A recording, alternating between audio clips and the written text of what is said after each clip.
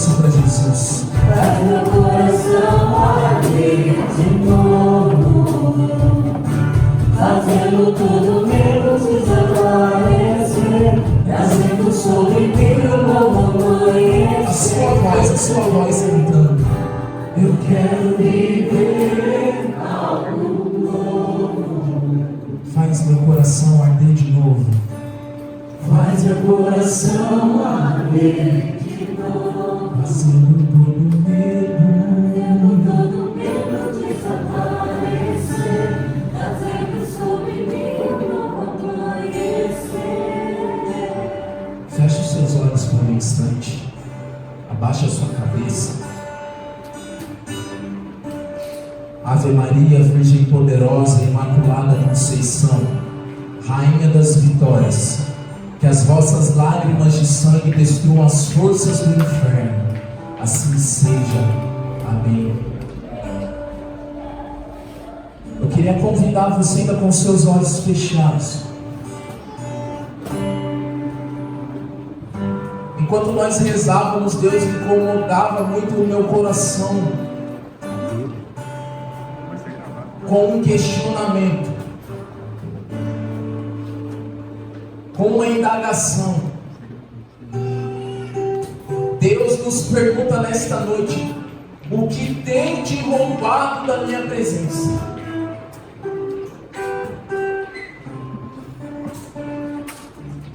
Deus me questionou desde o momento em que nós começamos a rezar: o que tem nos roubado da presença dEle? E eu já quero começar este momento, eu quero começar esta noite fazendo esta indagação, provocando o teu coração, provocando os teus pensamentos, para que você se faça essa pergunta e para que você encontre essa resposta aí dentro de você agora. O que tem te roubado de Deus? O que tem te roubado da presença dEle? O que tem te afastado da presença de Deus?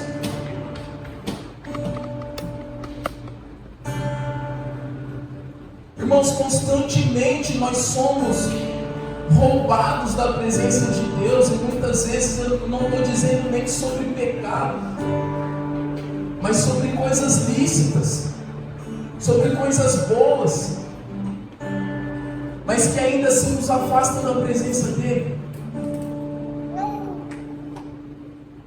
Traz o teu coração para Ele agora inteiramente, esteja inteiro aqui agora. Porque muitas vezes nós estamos rezando, mas o nosso coração, a nossa mente está agitada por tudo aquilo que nós deixamos na nossa casa, por tudo aquilo que nós deixamos na nossa família, no nosso trabalho, nos nossos afazeres. Traz o teu coração inteiro aqui agora.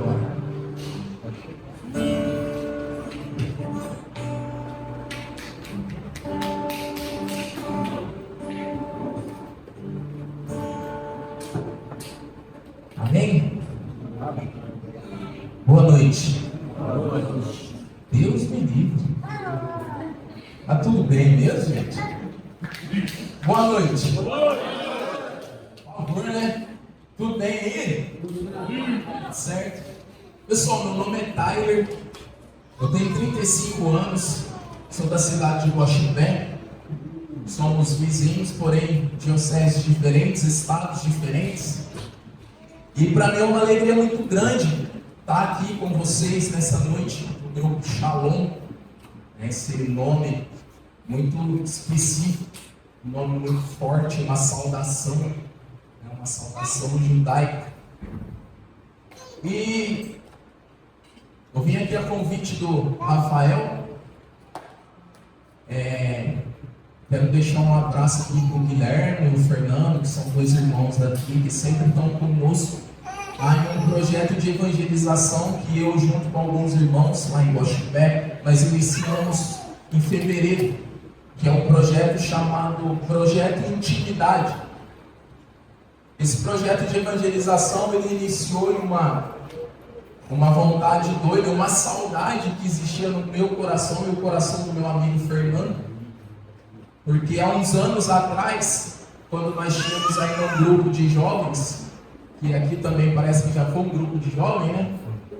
Quando a gente tinha um grupo de jovens, que nós éramos jovens ainda, a gente gostava muito de sair. O nosso grupo era no sábado à noite. Na sexta à noite a gente sempre ia para alguma praça.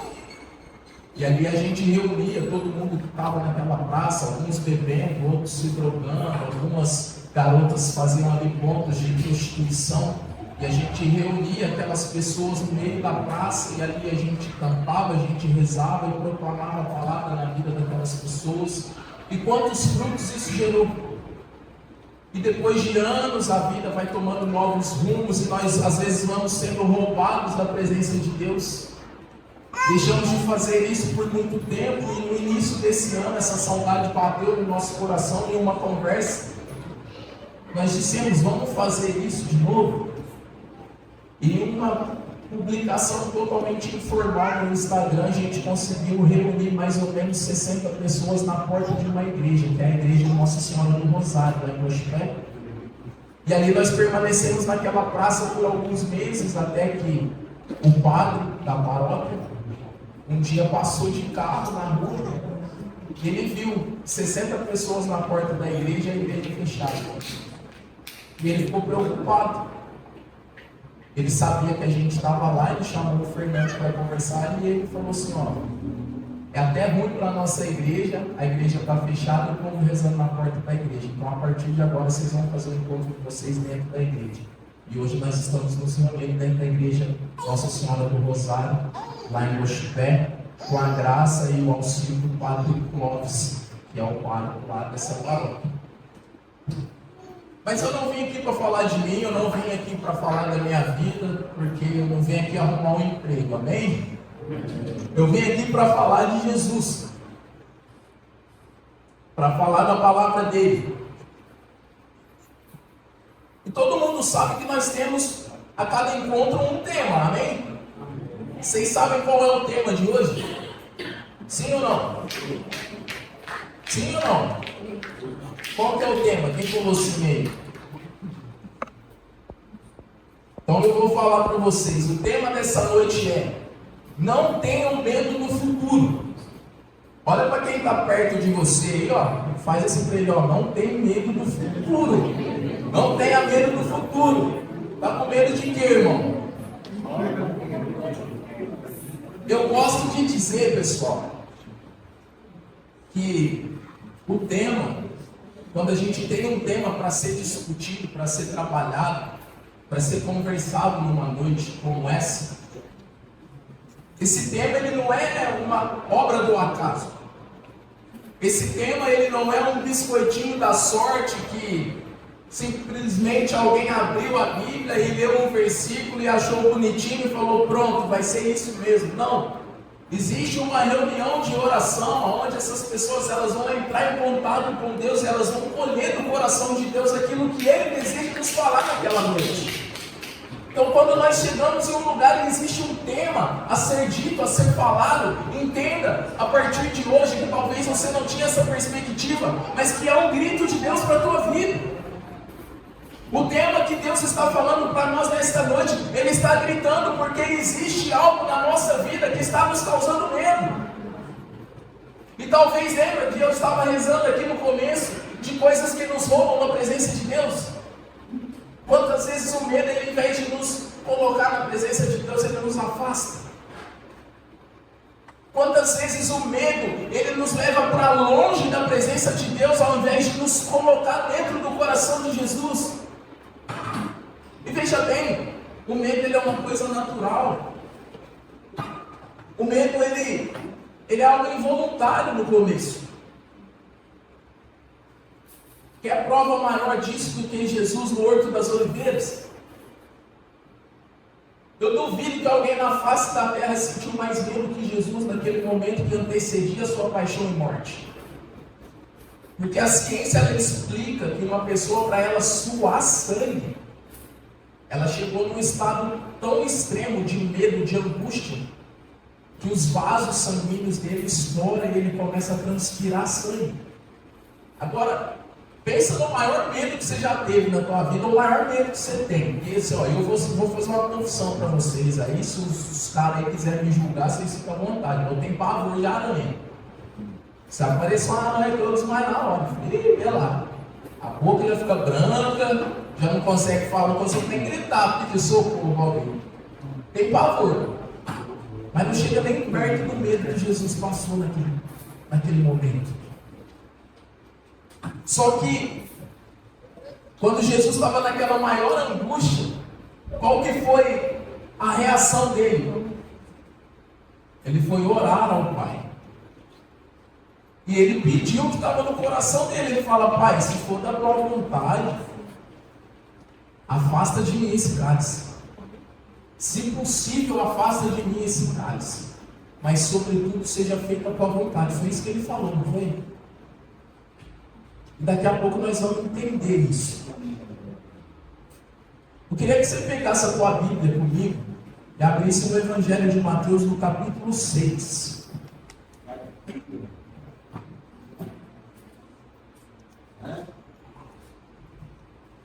Evangelho de Mateus, capítulo 6. Não tenham medo do futuro. Eu não sei se vocês sabem, mas em toda a Sagrada Escritura é repetido 365 vezes a frase: não tenhais medo. 365 é um número meio conhecido para a gente, não é? O que você conhece que tem 365? Um ano é 365 dias, não é isso?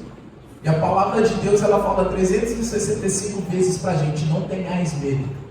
Porque Deus todo dia está dizendo para mim e para você: não tenha medo, não tenha medo, não tenha medo. Só que às vezes a gente esquece. Às vezes a gente é tão tomado por essa angústia, por esse medo, pelas preocupações do nosso cotidiano, que a gente esquece. Mas agora nós vamos lá no versículo 24 do Evangelho de Mateus, no capítulo 6. Ninguém pode estar a serviço de dois senhores, pois odeia um e ama o outro, ou agradará a um e desprezará o outro. Não podeis estar a serviço de Deus e do dinheiro.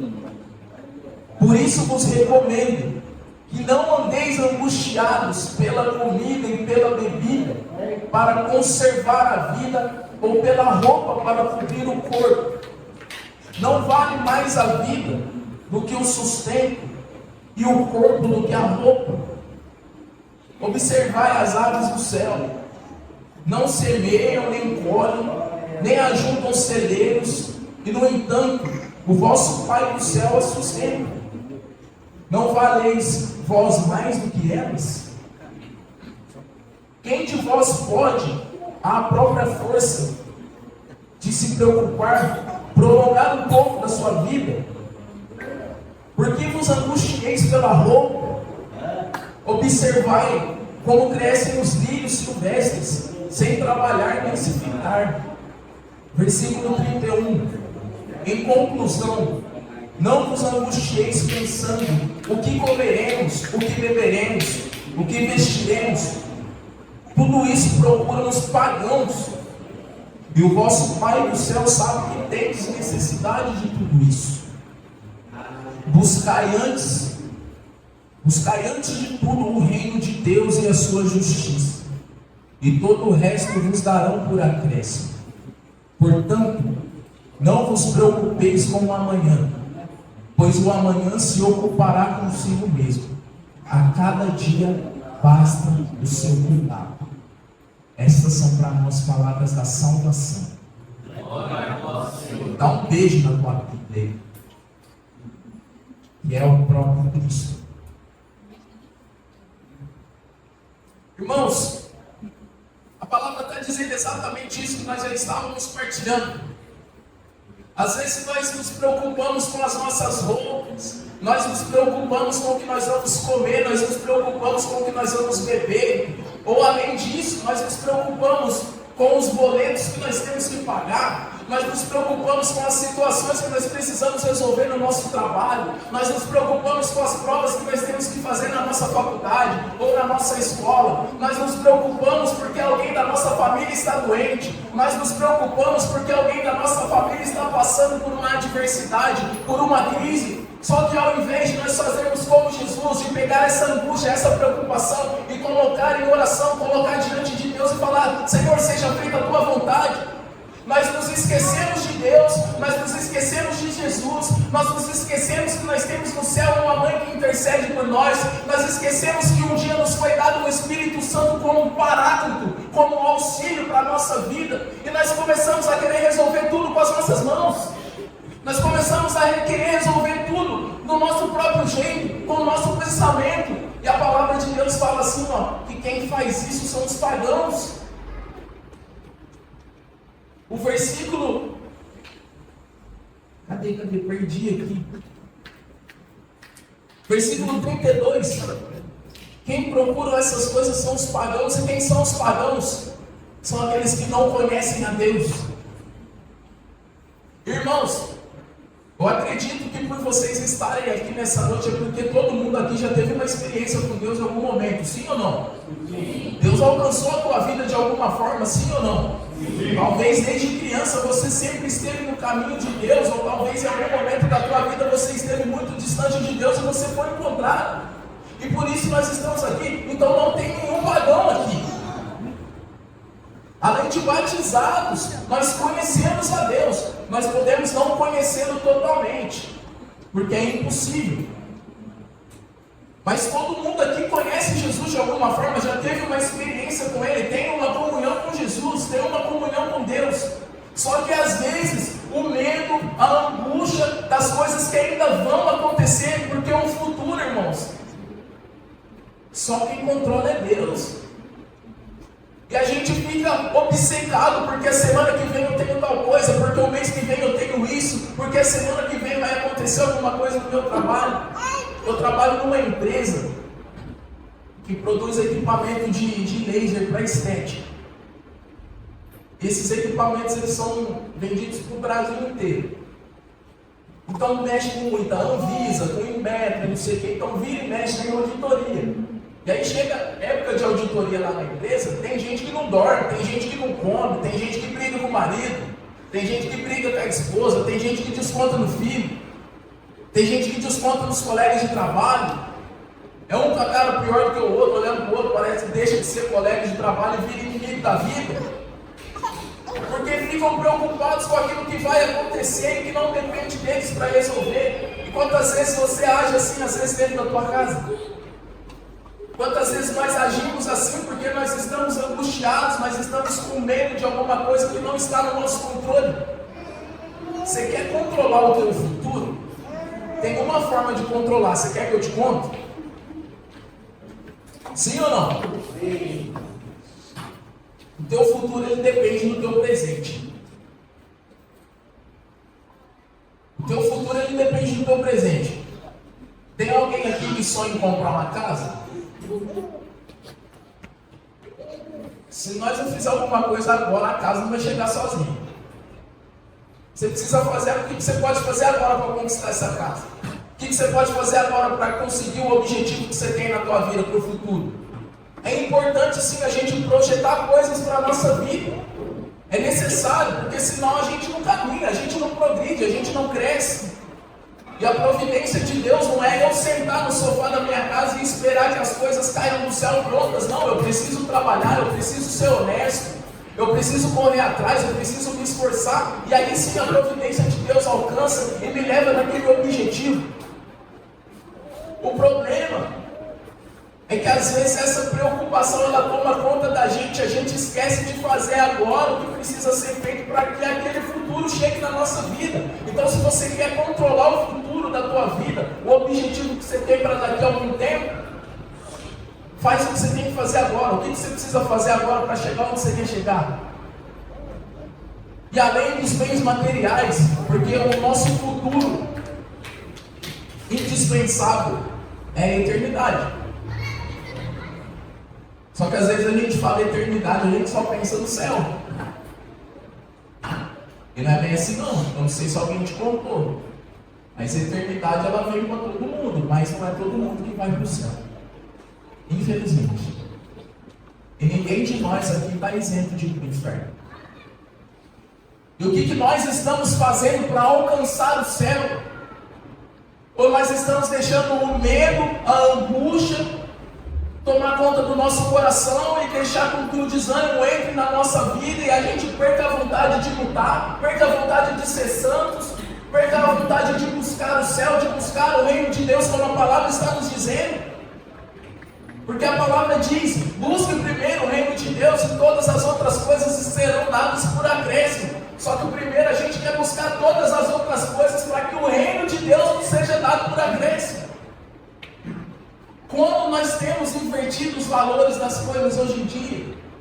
A realidade de mundo que nós vivemos hoje, de sociedade, de cultura que nós vivemos hoje, é uma realidade totalmente imediatista. É uma realidade totalmente ativista. Porque hoje todo mundo vive numa correria, parece que 24 horas do dia está sendo pouco, ou só eu que tenho essa sensação? Tem dia que você fala assim: meu Deus, eu precisava de pelo menos umas 7 horas no dia, para ver se eu consigo dar conta de tudo. A gente corre, não dá conta de tudo, porque hoje a realidade que a gente vive é essa. O problema é que essa realidade ela nos rouba de Deus. E quando nós somos roubados de Deus, nós damos lugar ao medo, nós damos lugar à angústia, nós damos lugar à depressão, nós damos lugar ao adultério, nós damos lugar à desonestidade, nós damos lugar a tantas outras porcarias que existem aí fora. E aí muitas vezes a gente até vai na missa, a gente até vai no grupo Shalom,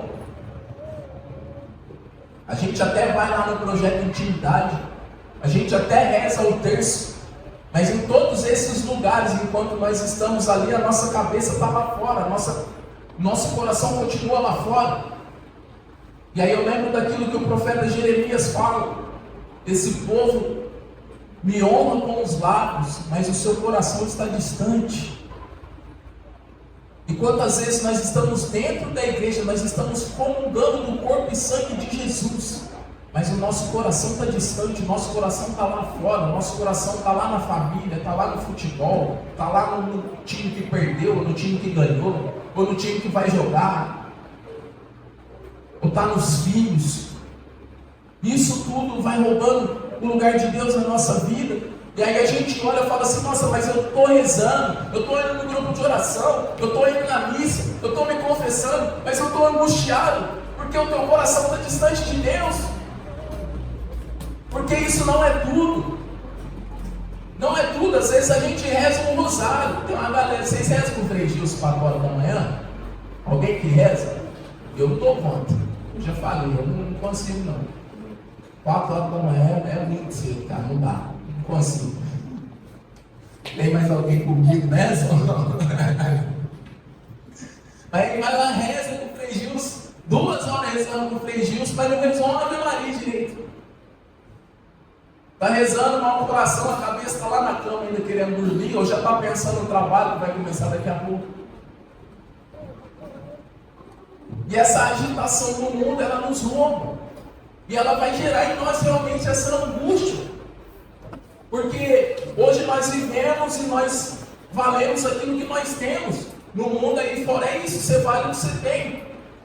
E é por isso que o mundo constantemente ele nos empurra, que você tem que conquistar isso, que você tem que ter isso, porque você tem que chegar nesse patamar, porque você tem que ter esse status, porque você tem que ter esse cargo, porque você tem que alcançar isso. E nós inconscientemente nós entramos nesse fluxo frenético de buscar coisas desse tempo. E nós vamos deixando aquilo que é eterno de lado como segundo plano na nossa vida.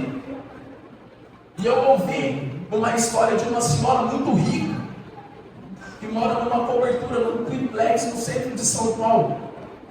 Ela tem 80 e poucos anos. Ela e o marido dela conquistaram tudo na vida. Porque, mano, você morar num triplex no centro de São Paulo não é pouco dinheiro, né? Vamos lá.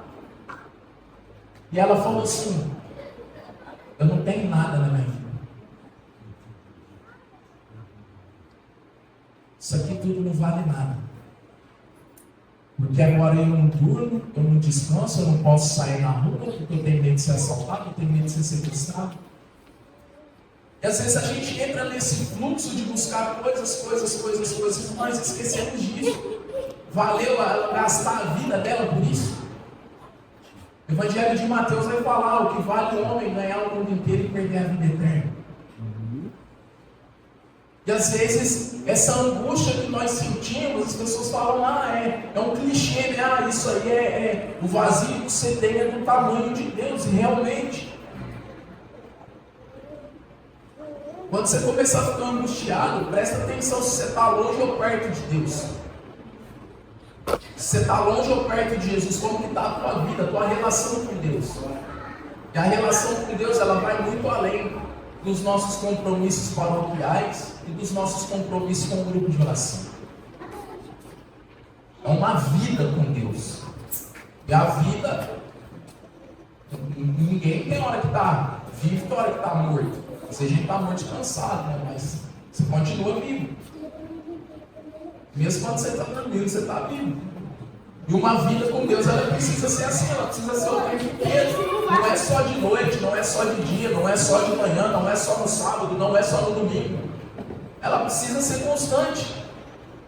Essa vida com Deus que vai nos tirar dessas angústias, porque a angústia ela vem, o medo ele chega na nossa vida. Lembra que eu falei que o medo ele é involuntário? Só que às vezes a gente se apega nele. A gente se apega nele e a gente toma aquele medo como centro da nossa vida. E aí a gente começa a inverter tudo na nossa vida. E Deus começa a ficar cada vez mais distante. E consequentemente, esse medo ele vai tomando uma proporção maior na minha vida, no meu coração. E aí nós começamos a correr atrás dessas coisas, dos objetivos terrenos, que claro, nós precisamos correr sim, mas precisa ser tudo com a temperança. Nós precisamos ter equilíbrio no que nós vamos fazer na nossa vida. E muitas vezes nós fazemos as coisas de uma forma totalmente desequilibrada. Nós supervalorizamos alguma coisa e desvalorizamos algo que é muito mais importante para a nossa salvação. Nós valorizamos uma coisa que é bom para este tempo e desvalorizamos alguma coisa que é boa para a eternidade. E às vezes essas coisas elas vão caminhar em direções opostas. Se nós queremos realmente ir para o céu, irmãos, vai chegar um momento da nossa vida que talvez nós vamos precisar renunciar a algum cargo muito bom dentro do nosso trabalho. Nós vamos precisar renunciar, falar não para propostas que nós vamos receber. Se nós queremos realmente ir para o céu, nós vamos precisar falar muito não para muita coisa boa, que não é errado a princípio, mas te rouba da presença de Deus. E se te rouba de Deus, te rouba do céu. E aí a gente sabe o que sobra, né? Se rouba do céu, só sobrou capiroto.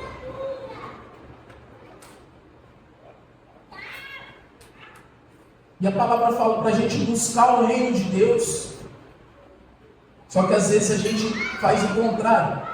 A gente busca o reino dos homens. Quantas vezes na nossa caminhada de fé nós já agimos como os fariseus? Porque os fariseus, quando eles iam rezar o Evangelho de Mateus, o Sermão da Montanha, ele fala que para a gente não fazer como os fariseus quando vão orar. Eles vão para as praças, colocam roupas e ficam batendo no peito, ficam fazendo gestos para que todo mundo olhe neles e vejam que eles estão rezando, que eles estão orando. E muitas vezes isso nós fazemos até inconsciente, quantas vezes até no nosso serviço com Deus, no nosso servir no grupo de oração, no nosso servir numa paróquia, em um projeto de evangelização qualquer, em uma ação social que nós vamos fazer, em um ato de caridade que nós vamos fazer. Quantas vezes nós fazemos isso, mas lá dentro do nosso coração nós queremos que alguém nos veja. Hoje na internet o que a gente mais vê é ato de caridade. Se você pegar, não sei quem tem Instagram aqui, mas se você pegar o seu Instagram, você rolar aí 5 minutos o vídeo, vai aparecer alguém dando dinheiro para alguém na rua, dando moto para alguém na rua, dando carro para alguém na rua. Mas faz aquele gesto de caridade e posta para que 1,5 milhão de pessoas vejam o que eu estou fazendo no ato de caridade. Isso é buscar o reino dos homens. Nós precisamos buscar o reino de Deus, que muitas vezes ele se dá no silêncio da oração dentro do teu quarto, ou numa visita ao sacrário. E aí nisso, começam as disputas, começam as contendas, as rixas. E você quer saber se você está afastado de Deus, é só ler lá em Gálatas 5,19. Lá está cheio de fruto, do que é fruto da carne, do que é fruto da nossa humanidade. Quando a gente se afasta de Deus, a gente começa a cair nesse tipo de coisa, e isso vai gerando em nós a angústia, a ansiedade, o medo. E assim, eu não sei se vocês já pararam para pensar, mas o medo, ele tem uma relação direta com a confiança. Ele tem uma relação direta. Geralmente isso é mais comum nas mulheres, de sentir ciúme. Você é ciumento? Não? Quem aqui que é ciumento? É ciumento? Já parou para prestar atenção quando você sente ciúme dele, é porque você sente uma insegurança, que aquilo pode acontecer alguma coisa, na tua cabeça acontecer alguma coisa, não é isso? E a insegurança, ela está ligada na confiança. Às vezes você não sente ciúme dele, mas você sente ciúme de alguém que chegou perto dele, porque nele você confia, mas você não confia na outra pessoa, não é isso? O medo, ele tem uma relação com a confiança. E quando nós estamos longe de Deus, quando nós entramos em todas essas coisas que eu disse até agora, isso é um sinal claro de que nós não confiamos em Deus. E como que nós vamos confiar em alguém que nós não conhecemos?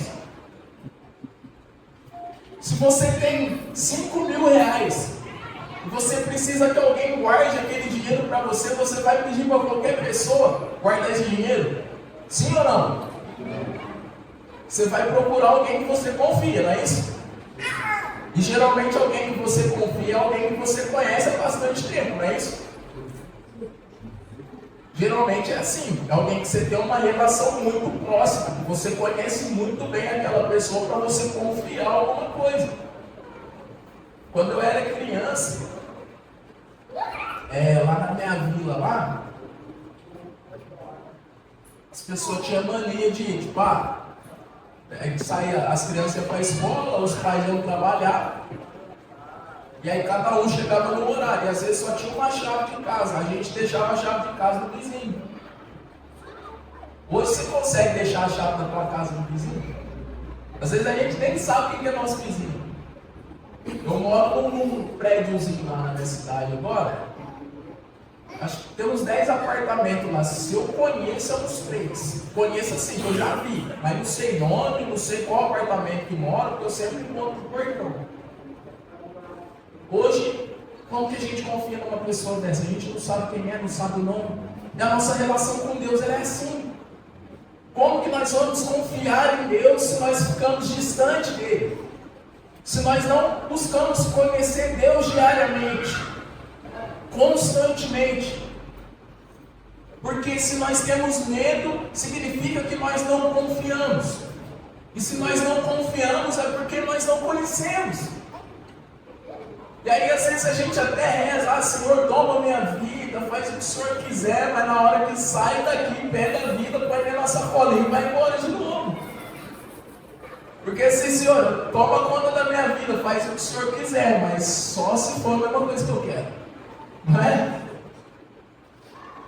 Eu quero a vontade de Deus, mas se a vontade de Deus for a minha. Senão eu não quero.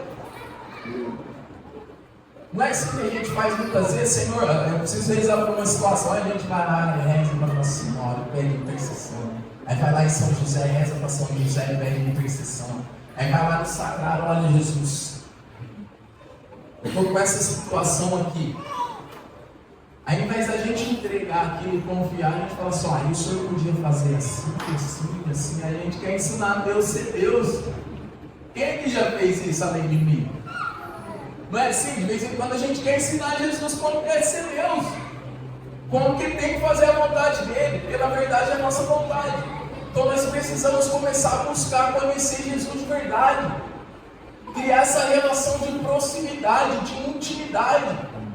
Porque só assim nós vamos ser libertados desse medo do futuro. Porque às vezes a gente pensa no futuro, a gente fica angustiado, fica ansioso, mas é porque nós não confiamos plenamente em Deus. E a confiança ela se dá de um dia para o outro. Quase todo mundo casado aqui, né? Que beleza, glória a Deus. Tá, é raro eu ir pregar num lugar assim. Geralmente é pessoal mais novo e todo mundo solteiro. Mas vocês, quanto tempo vocês estão juntos? Quanto? E você confiou nela da noite pro dia? É uma construção, não é? Mesma coisa você, não é? É uma construção. A confiança é uma construção. Ninguém vai sair daqui confiando plenamente em Deus a partir de hoje. Mas nós vamos sair daqui com essa consciência de que nós precisamos melhorar a nossa relação com Deus. Você tem medo de alguma coisa? É porque você não confia em Deus ainda. E talvez o futuro ele nem está muito longe. Talvez o futuro é alguma coisa que tem amanhã para você fazer e você está angustiado. Talvez o futuro nem é uma coisa muito grande. É uma coisa talvez até pequena, superficial, mas que faz parte da tua vida e você precisa resolver, ou você precisa concluir. E isso te angustia, porque te falta confiança. Se você quiser abrir comigo em Filipenses, para a gente já ir encerrando. Filipenses capítulo 4.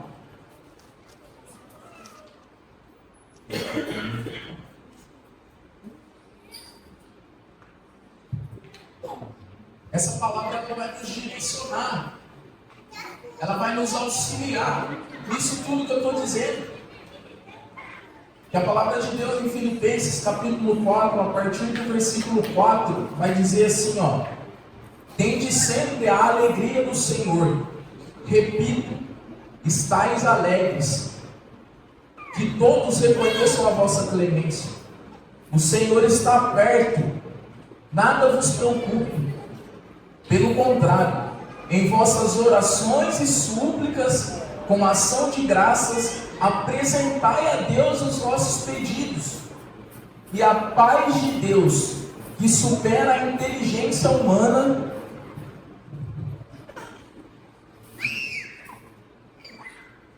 vos guarde os vossos corações e mentes por meio de Jesus Cristo.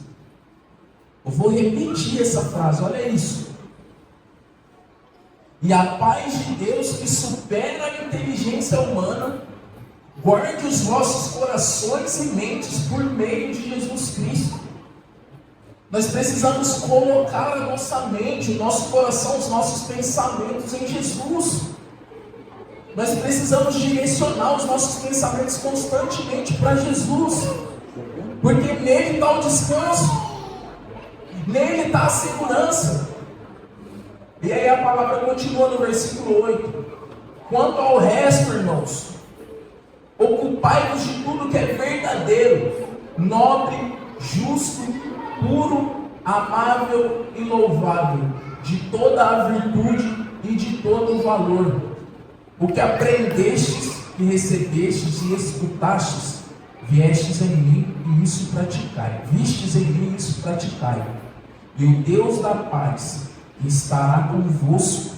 E o Deus da paz estará convosco. Essas são para as palavras do Senhor. Irmãos, alegrai-vos no Senhor. Ele repete, alegrai-vos. O Senhor está perto.